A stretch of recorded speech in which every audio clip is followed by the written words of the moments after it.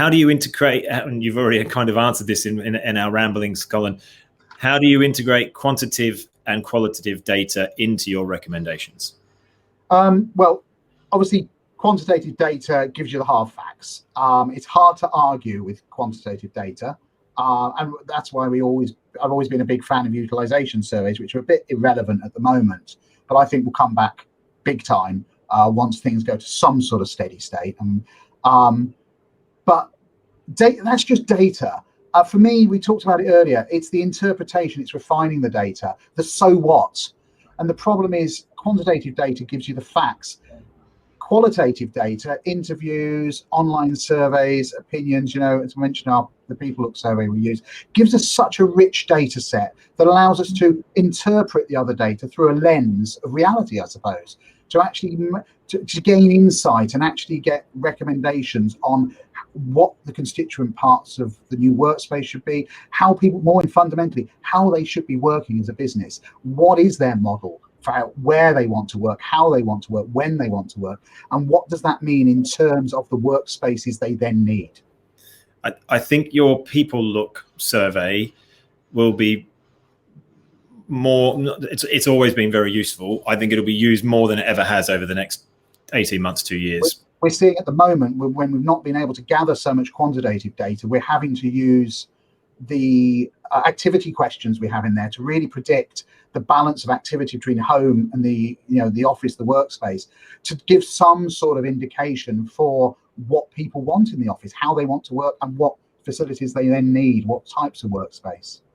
It'll be interesting to see what people come back with, because I imagine some buildings haven't been refurbished for quite a long time. Some of the big finance institutions do them every few years.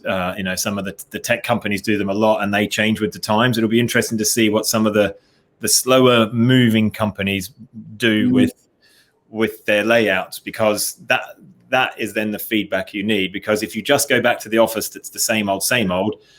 Yes, it would be great to go back to the office to socialize with people, go to a pub when they open on April the 12th, and do other things. But if you go, being at home and then having a change of scenery will be great for a while. But if you're going back to the same old office after a certain period of time that is stuffy, that is overcrowded, or doesn't have what you need, or it's the place you decide you don't want to be again, people will vote with their feet, I think. Absolutely.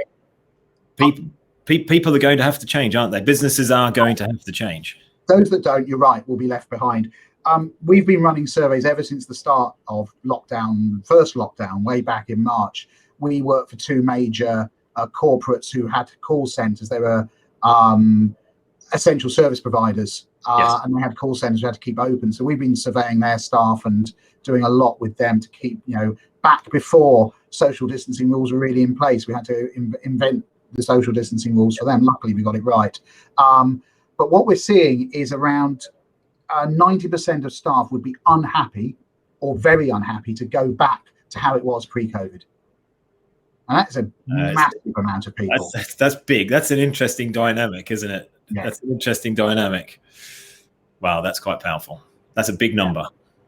That's bigger than I thought. That's disgruntled start. Your staff disgruntled because you haven't done anything. Yeah, that's a bigger number than I thought it would be. That's really big. Well, actually, it's maybe not quite so big. It was actually 89%.